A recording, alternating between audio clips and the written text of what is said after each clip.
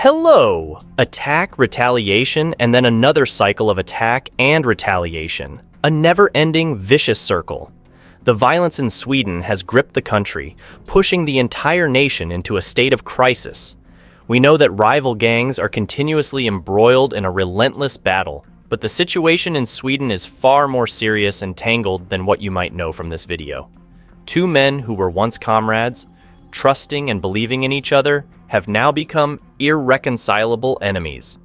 A friendship turned into deep hatred to the point where one of them decided to do the unthinkable, murder his opponent's mother. Such brutal acts could not go unanswered, but no one could have anticipated the coming wave of terror. This is the story of the Foxtrot gang and the horrific consequences that followed. In my previous video on Rawa Majid, I gave a basic introduction to the man and his involvement. In this video, I will delve deeper into his life and what is currently happening in Sweden. Apart from facing numerous enemies from rival gangs, Rawa is also dealing with serious trouble within his own Foxtrot gang.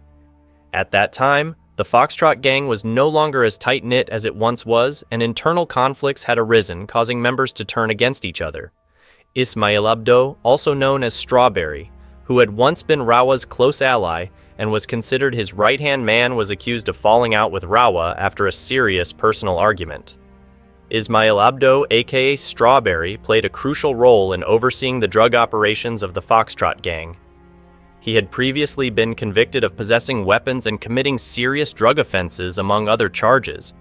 In 2016, he was sentenced to 5.5 years in prison. After serving 2/3 of his sentence, Ismail was released on November 10, 2019. However, he quickly returned to a life of crime and continuing to traffic drugs.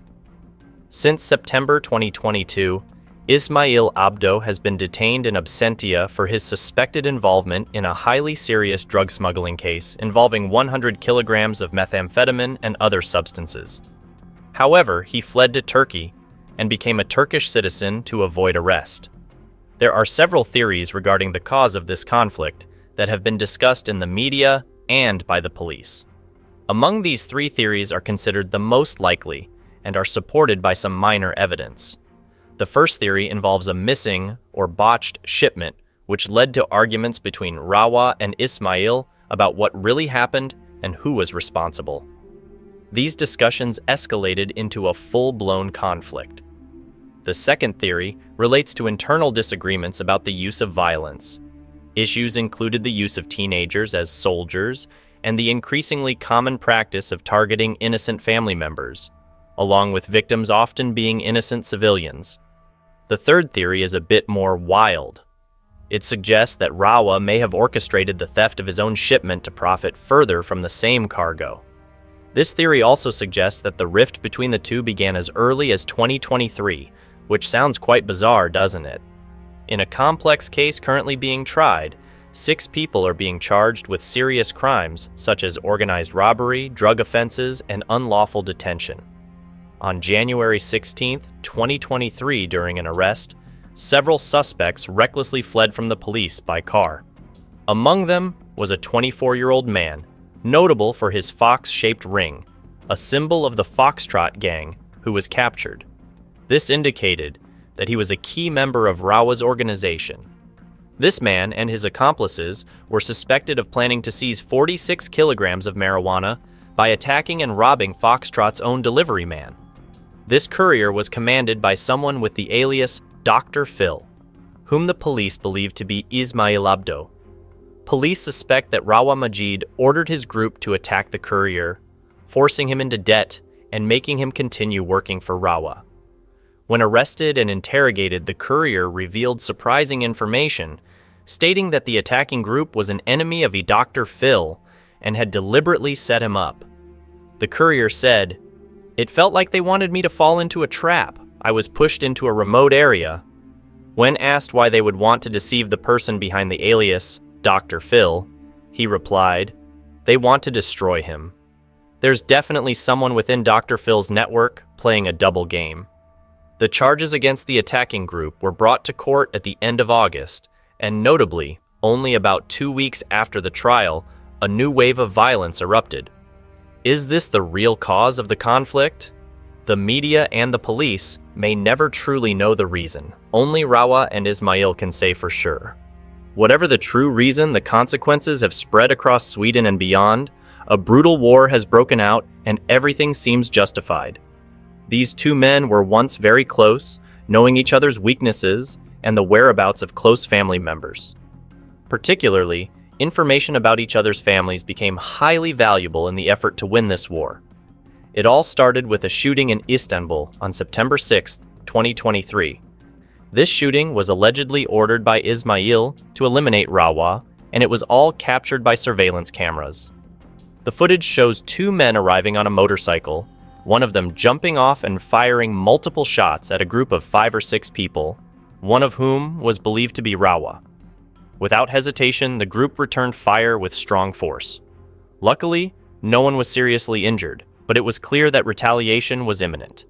This attack led to immediate revenge. Just one day later, on September 7th, Ismail Abdo's 60-year-old mother was murdered in her own home in Uppsala. While Sweden has seen many unprecedented events, this incident demonstrated the ruthlessness of Rawa Majid and his gang, as even the mother of his rival was not spared. After this, there was no turning back, and the situation would undoubtedly worsen. A 19-year-old man and a 15-year-old boy were arrested shortly after the murder. When asked if more retaliation was expected, Police Commissioner Jonas Aronen responded, "We are highly alert to what may happen. We are using all available resources to prevent possible acts of revenge. As a precaution, we are monitoring houses that may shelter important individuals." However, all preventive measures proved futile when just 2 days after Ismail Abdo's mother was killed, another brutal act of revenge took place, this time targeting Rawa's mother-in-law. A mysterious man repeatedly knocked on her door, but no one answered. After a few minutes, he fired several shots into her apartment before quickly fleeing. Had she opened the door, she likely would have been killed. Immediately, many questions arose. The police commissioner had previously promised that key houses would be monitored, but was Rawa's mother-in-law among those being protected? In a panicked interview, Rawa's mother-in-law exclaimed, "It's clear they are targeting me. I'm not someone who cries easily, but now I am absolutely terrified." The police commissioner responded, "We have tried to maintain a presence at the most critical addresses, but unfortunately, we cannot be everywhere." This was a reasonable stance because, according to the police, the list of addresses at risk of attack had grown to around 150, making it nearly impossible to protect all potential victims. That same night, explosives were discovered near the home of someone close to Rawa. With the increasing boldness of the attacks, it was only a matter of time before an innocent person, unrelated to the conflict, became a victim. This happened on September 12th when the police received a report of a murder in the stairwell of a building where a man had been killed. After an investigation, it was revealed that the victim, Mogos Emanuel, had no connection to the conflict and was merely an innocent bystander, caught in the wrong place at the wrong time. This incident was quickly followed by another shooting around 3:45 a.m. on September 13th. Once again, the target was a family member of Rawa. Although the gunman fired several shots, but his intended target managed to escape. The police arrived immediately and arrested the shooter who, once again, turned out to be a young boy. On the same day, another explosive device was found in the area. A local resident discovered it and called the police, who defused the bomb on site. Around 9 a.m. that same day, a 19-year-old named Giovanni was murdered in Vasastan, central Stockholm. According to police information, Giovanni was linked to Rawa and was involved in drug trafficking. It is believed that he came to Stockholm to hide, as he was a target in the Foxtrot gang's internal conflict, but even that couldn't save him. Just a day later, multiple shots were fired at the door of an apartment in Norrköping. According to media reports, this time the target was the mother of one of those arrested in Turkey after the Istanbul shooting. On September 15th, a large explosion occurred at an apartment building in Uppsala, north of Stockholm, where someone closely associated with Rawa lived. The explosion took place right at the entrance, where a similar incident had happened at the end of January 2023. Could this be a sign that the conflict had started back in January? On September 27th, another innocent victim became the target. A large explosion in Uppsala destroyed several homes. The intended target was once again a relative of Rawa, but this time a 24-year-old woman living in the neighboring house, completely unrelated to the conflict, was killed in the blast. She was about to become a teacher with a bright future ahead. The incident caused total devastation, severely damaging 2 houses and shattering the windows of many others in the area. A witness said, "Everything was completely destroyed. The entire outer wall was gone, and the neighboring house was also completely demolished." Many more bombings and shootings have occurred in this brutal conflict. However, Swedish police have yet to definitively link these attacks to the feud between Rawa and Ismail, as they need to gather more evidence. They believe that most of the attacks are likely connected to the conflict. The sheer madness and ruthless violence have forced many people directly involved to flee Sweden, with some family members and relatives also running for safety. One family member, who had no involvement in the conflict apart from being related to one of the participants, shared anonymously in an interview, "I can't sleep at night because I don't know if my front door will be blown up or if some crazy person will come in and shoot us. We are absolutely terrified." Throughout September, Sweden experienced an unprecedented wave of violence with 11 fatal shootings, marking the worst month since records began in 2016. Notably, most of these attacks are believed to have been caused by the conflict between Rawa and Ismail. The surge in attacks from Ismail's side has led investigators to question Rawa's strength and the power of his Foxtrot gang. Rawa, who fled to Turkey around 2020, used the Golden Passport program to buy Turkish citizenship. This program allows individuals to acquire citizenship by investing $400,000 in Turkey's economy, such as in real estate. The unique aspect of this program is that it doesn't require extensive vetting. Applicants only need to prove their identity, making it attractive to criminals seeking refuge. Becoming a Turkish citizen brings many advantages, particularly the ability to avoid extradition. Turkey typically does not extradite its own citizens, and without a formal extradition agreement with Sweden, Rawa's risk of being extradited was significantly reduced. However, the conflict has raised suspicions about the protection Rawa may be receiving from high-ranking figures within Turkey's police and government. Reports suggest that Rawa might be under close surveillance.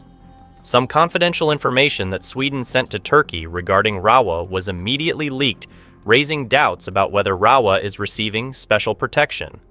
On October 5th, a shocking piece of news emerged. Rawa Majid had been arrested while crossing into Iran.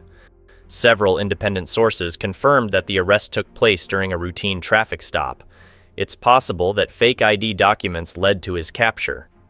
However, Swedish police and the Ministry of Foreign Affairs have not yet confirmed the information. There is no concrete evidence, such as photos or videos of Rawa in handcuffs, which adds to the uncertainty surrounding this report. Shortly after the news broke, Prime Minister Ulf Kristersson was interviewed, and he acknowledged having received the information but could not confirm it. Those close to Rawa immediately denied the report, further complicating the truth. Many believe that if Rawa had indeed been arrested, he might only have been temporarily detained and then released for unclear reasons. While the situation surrounding Rawa remains unclear, one thing is certain: he is in serious trouble. As the conflict with Ismail intensifies, Rawa faces additional challenges that are severely undermining his position. The situation worsened when one of Rawa's stash houses was raided by police, sparking concerns of further blows in this bloody war. On October 6th, when police stormed an industrial area, they discovered a massive drug cache worth 32 million krona, roughly 2.7 million euros. On the phone of one of the suspects, police found images of the man wearing a fox-shaped ring. During interrogation, the suspect claimed he had found the ring at a market stall and decided to keep it. Could this be a crucial clue linking to Rawa's stash? If so, it could deal a significant blow to his organization. In mid-October, a shocking article appeared in which an anonymous member of the Foxtrot gang shared insights into the cause of the conflict, its current state, and the use of young boys as foot soldiers. According to this member, two major events triggered the escalation: the shooting in Turkey and the murder of Ismail Abdo's mother. He stated, "Just because the wind blows slightly in the wrong direction, I don't betray my friends for money. For every family affected, 10 more will get involved. I could hand Rawa over to someone else for 15 million.